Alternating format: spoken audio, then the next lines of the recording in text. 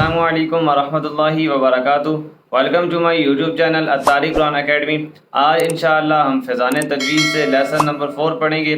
اگر آپ قرآن کریم کو باقاعدہ تجوید کے ساتھ سیکھنا چاہتے ہیں، اس کے لیے نیچے دیے ہوئے واٹس ایپ نمبر پر رابطہ کر کے آپ الطارق قرآن اکیڈمی میں ایڈمیشن لے سکتے ہیں۔ تو چلتے ہیں لیپ ٹاپ کی اسکرین پر اور آج کا سبق سٹارٹ کرتے ہیں۔ الحمدللہ رب العالمین والصلاة والسلام علی سید الانبیاء والمرسلین، اما بعد فاعوذ باللہ من الشیطان الرجیم، بسم اللہ الرحمن الرحیم۔ لیسن نمبر 4، سبق نمبر 4 ہے ہمارا قرآن پاک کو خوش آوازی سے پڑھنے کی اہمیت کیا ہے۔ قرآن مجید فرقان حمید کو خوش آوازی سے پڑھنا امر زائد مستحسن پسندیدہ اچھا ہے۔ قرآن کریم کو خوش آوازی کے ساتھ پڑھنے سے قرأت قرآن کے حسن میں اور بھی اضافہ ہو جاتا ہے، لیکن یاد رہے کہ خوش آوازی سے قواعد تجوید نہ بگڑیں، کیونکہ ایسی خوش آوازی جس سے قواعد تجوید بگڑیں ممنوع ہے۔ لحن خفی لازم آئے تو مکروہ اور لحن جلی لازم آئے تو حرام ہے۔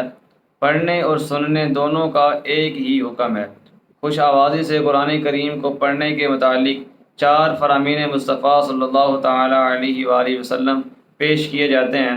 نمبر 1 ہے سید المرسلین شفیع المذنبین رحمۃ للعالمین صلی اللہ تعالیٰ علیہ وآلہ وسلم کا فرمان عالی شان ہے، زین القرآن باصواتکم، قرآن کو اپنی آوازوں سے زینت دو۔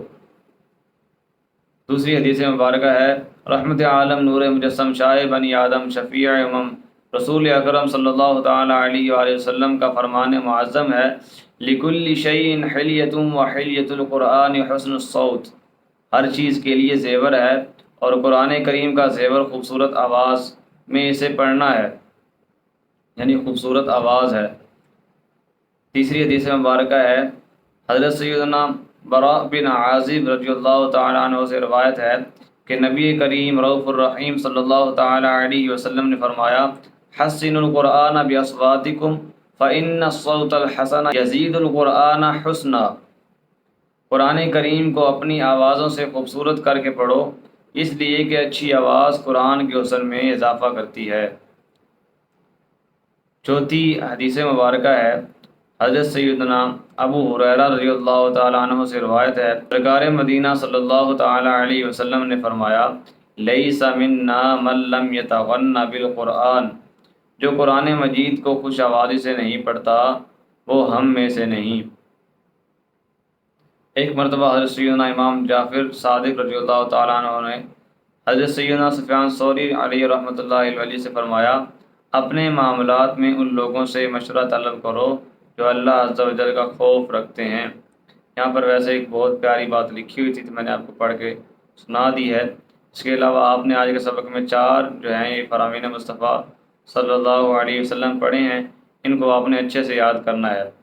تلاوت کے خوشبودار مدنی پھول، یہاں پر بھی بڑی پیاری پیاری باتیں لکھی ہیں تلاوت کے حوالے سے، آئیے اسے پڑھتے ہیں۔ امیر المؤمنین حضرت سیدنا عمر فاروق رضی اللہ تعالی عنہ روزانہ صبح کو قرآن مجید کو چومتے اور فرماتے، یہ میرے رب کا عہد اور اس کی کتاب ہے۔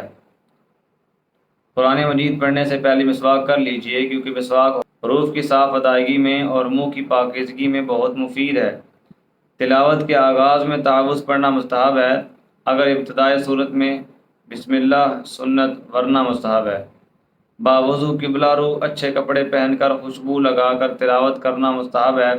حضرت امام شافعی رحمۃ اللہ تعالی علیہ فرماتے ہیں، عمدہ خوشبو لگانے سے عقل بڑھتی ہے۔ قرآن مجید دیکھ کر پڑھنا زبانی پڑھنے سے افضل ہے کہ یہ پڑھنا بھی ہے اور دیکھنا بھی اور ہاتھ سے چھونا بھی، اور یہ سب کام عبادت ہیں۔ قرآن مجید کو نہایت اچھی آواز سے پڑھنا چاہیے۔ اگر اچھی آواز نہ ہو تو اچھی آواز بنانے کی کوشش کریں، مگر لحن کے ساتھ پڑھنا کہ حروف میں کمی پیشی ہو جائے جیسے گانے والے کیا کرتے ہیں، یہ ناجائز ہے، بلکہ پڑھنے میں قواعد تجوید کی رعایت کیجیے۔ قرآن مجید بلند آواز سے پڑھنا افضل ہے، جبکہ کسی نمازی یا مریض یا سوتے کو ایذا نہ پہنچے۔ غسل خانے اور نجاست کی جگہوں میں قرآن مجید پڑھنا جائز نہیں ہے، ناجائز ہے۔ تلاوت کرتے وقت اگر کوئی شخص معظم یعنی کوئی نیک بندہ، مثلا بادشاہ اسلام یا عالم دین یا پیر یا استاد یا آپ کے والد صاحب آ جائیں تو تلاوت کرنے والا اس کی تعظیم کے لیے کھڑا ہو سکتا ہے۔ قرآن مجید کو جزدان غلاف میں رکھنا ادب ہے۔ صحابہ و تابعین رضی اللہ تعالی عنہم کے زمانے سے اس پر مسلمان جو ہے وہ عمل کر رہے ہیں۔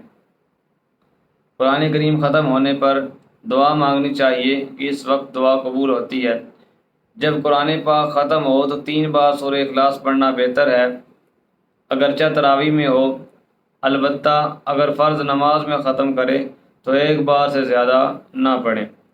ختم قرآن کا طریقہ یہ ہے، سورۃ الناس پڑھنے کے بعد سورۃ الفاتحہ اور سورہ بقرہ وَأُولَٰئِکَ هُمُ الْمُفْلِحُونَ تک پڑھے اور اس کے بعد دعا مانگے کہ یہ سنت ہے۔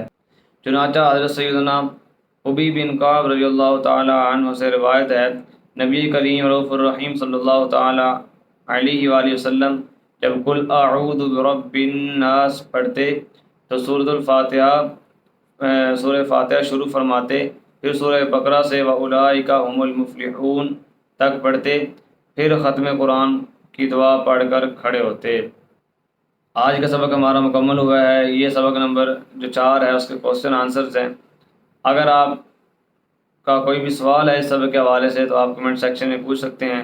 اگر آپ قرآن کریم باقاعدہ تجوید کے ساتھ سیکھنا چاہتے ہیں اس کے لیے نیچے دیے ہوئے نمبر پر رابطہ کر کے آپ اتاری قرآن اکیڈمی میں ایڈمیشن لے سکتے ہیں۔ ملتے ہیں نیکسٹ ویڈیو میں، تب تک کے لیے اللہ حافظ۔